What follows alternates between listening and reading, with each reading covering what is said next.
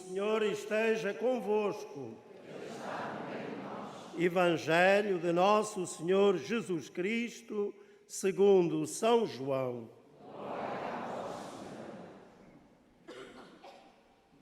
Naquele tempo, realizou-se um casamento em Caná da Galileia e estava lá a mãe de Jesus. Jesus e os seus discípulos foram também convidados para o casamento. A certa altura faltou o vinho. Então a mãe de Jesus disse-lhe: "Não tem vinho." Jesus respondeu-lhe: "Mulher, que temos nós com isso? Ainda não chegou a minha hora." Sua mãe disse aos serventes: "Fazei tudo o que ele vos disser." Havia ali 6 talhas de pedra destinadas à purificação dos judeus, e cada uma levava 2 ou 3 medidas. Disse-lhe Jesus: "Enchei essas talhas de água." Eles encheram-nos até cima. Depois disse-lhes: "Tirai agora e levai ao chefe de mesa." E eles levaram.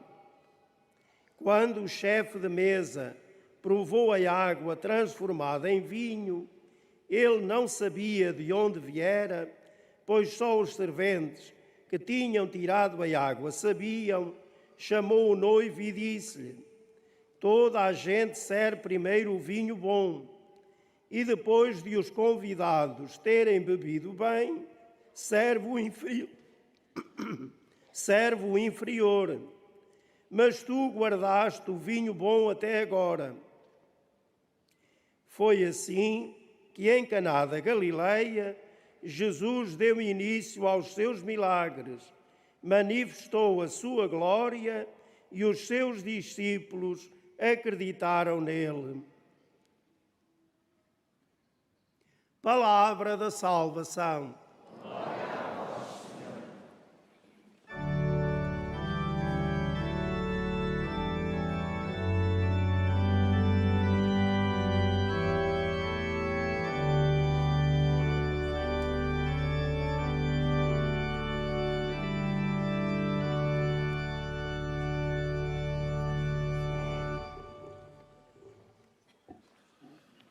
Irmãos e irmãs, caríssimos peregrinos, hoje todos nós subimos ao santuário de Nossa Senhora do Rosário de Fátima, a Virgem Maria, imagem e mãe da Igreja.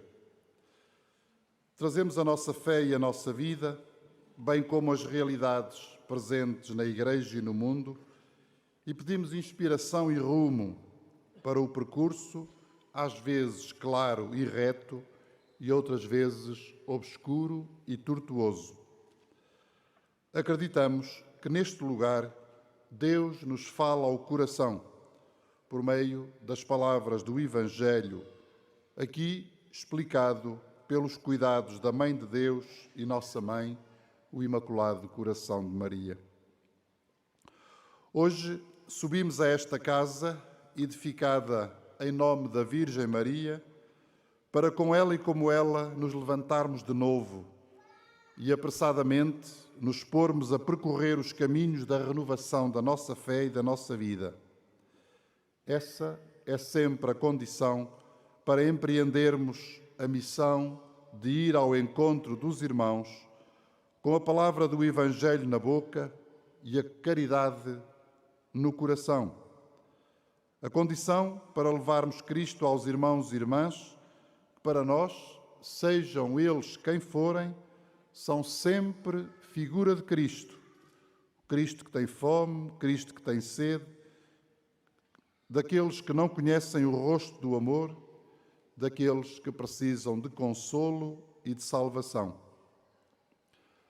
A nossa peregrinação, uma ou várias vezes ao ano, a este lugar ou a outros lugares que nos são oferecidos pela Igreja, a nossa peregrinação nunca substitui a vida cotidiana, nem anula a necessidade de mantermos a regularidade da presença nas nossas comunidades, mas constitui, sem dúvida, uma ocasião de graça para a renovação da nossa vida espiritual.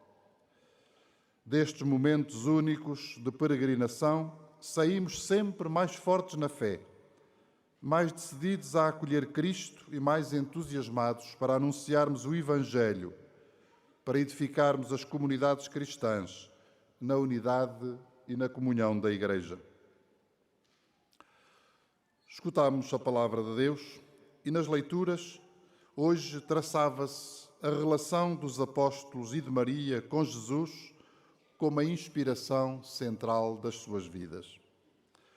O texto dos Atos dos Apóstolos, começando pela referência à ascensão de Jesus ao céu, supõe tudo aquilo que está para trás, isto é, supõe o conteúdo dos Evangelhos, centrados na paixão, na morte e ressurreição, passando pelas narrativas da infância de Jesus, desenvolvendo o seu ensino em palavras e obras durante a sua vida pública.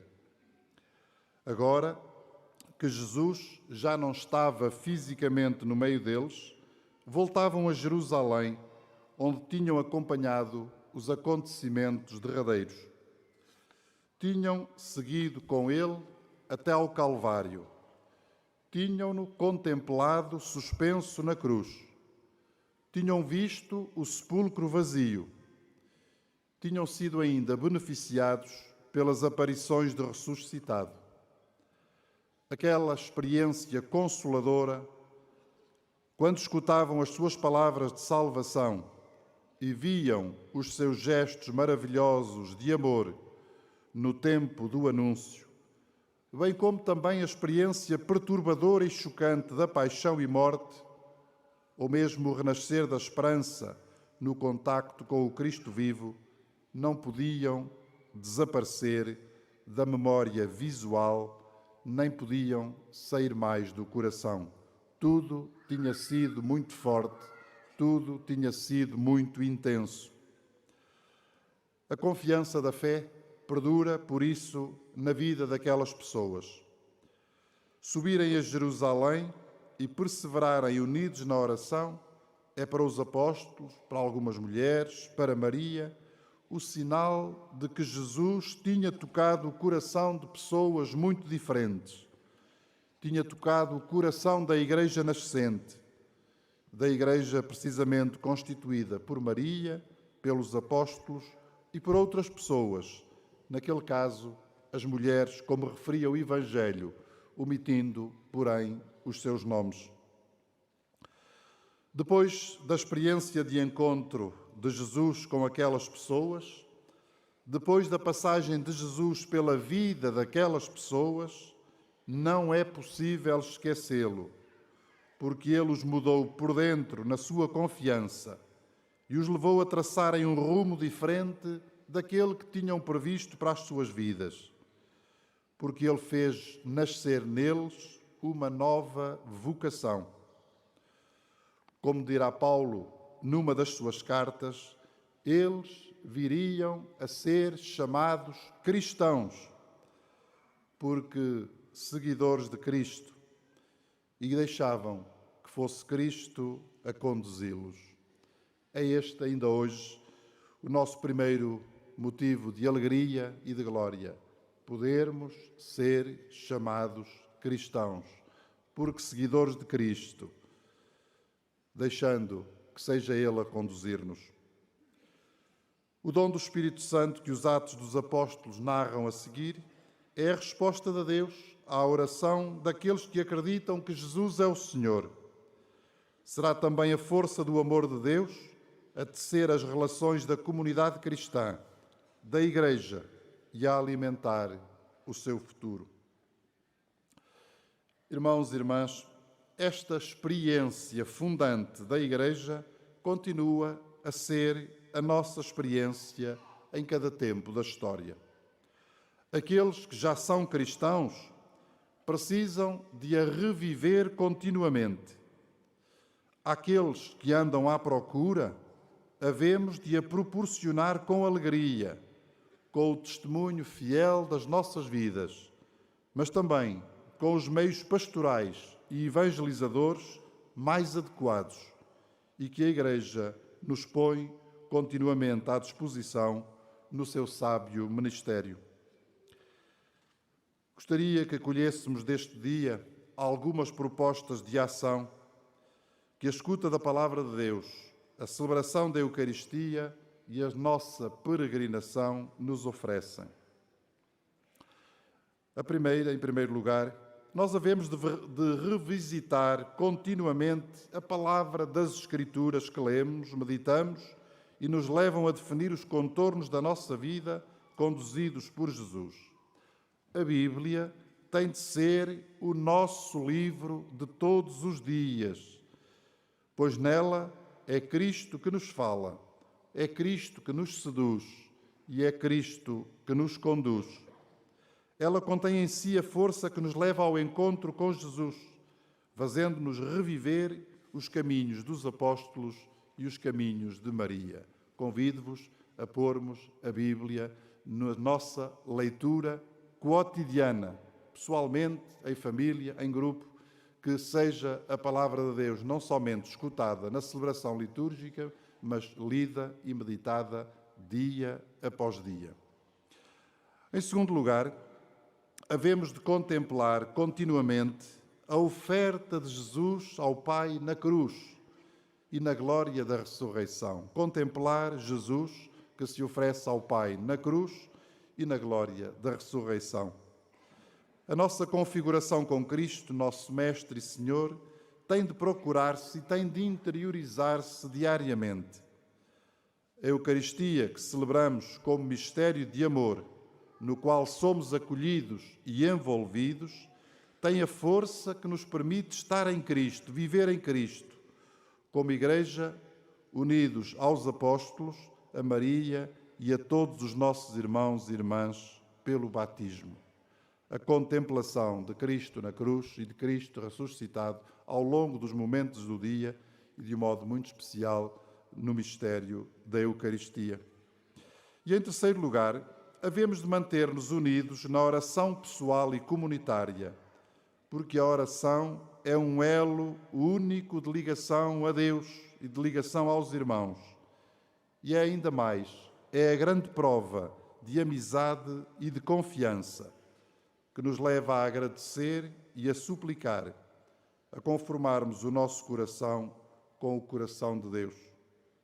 A oração tem a força de segurar cada pessoa na comunhão com Deus e de segurar a Igreja na fé e no amor que a animam e que deve testemunhar ao mundo. Pela oração, a comunidade reunida dispôs-se a acolher o Espírito Santo, dizia o livro dos Atos dos Apóstolos. E nós, pela oração, havemos de dispor-nos a acolhermos sempre o dom do Espírito Santo, que renova em nós a experiência do encontro com Deus e continua a fazer de nós homens e mulheres cristãos. O Evangelho segundo São João, ao narrar-nos o episódio das bodas de Caná, situava Jesus na vida das pessoas a quem se dirige com o anúncio do reino. Jesus está na vida das pessoas. Ali está também Maria, sua mãe, e os seus discípulos, porque todas as situações da humanidade precisam de ser iluminadas pela luz de Deus. Jesus continua presente também no cotidiano da nossa existência, a oferecer-nos luz para as nossas alegrias e dores, a favorecer-nos a alegria simbolizada na festa, nas bodas, no vinho de Caná da Galileia. Se não dermos lugar a este Jesus em cada momento do nosso dia, também não podemos acolhê-lo nos momentos especiais de vitória ou de derrota pelos quais passamos. E o cristão é aquele que quer Cristo na sua vida, que o procura em todos os momentos, mesmo que haja noites escuras ou vales sombrios. É aquele que quer Cristo presente, a conduzir o seu rumo. É aquele que se disponibiliza para que Cristo continue a amá-lo e a ser por ele amado em todos os momentos do seu dia. Irmãos e irmãs, é importante para nós saber que a Virgem Maria também está presente quando os apóstolos perseveram na oração juntamente com algumas mulheres, e que ela está presente nos acontecimentos diários das pessoas, acompanhando a Jesus, seu Filho, e a todos os seus filhos e filhas. Maria acompanha todos os nossos percursos humanos como protetora e como a primeira na fé cristã.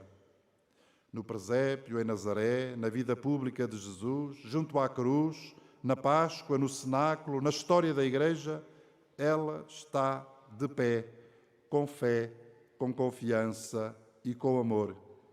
E ela está sempre pronta a levantar-se e a partir apressadamente ao encontro de Isabel, em direção a Caná, para os momentos festivos do seu povo, rumo ao cenáculo onde se celebra o banquete e o sacrifício de Jesus.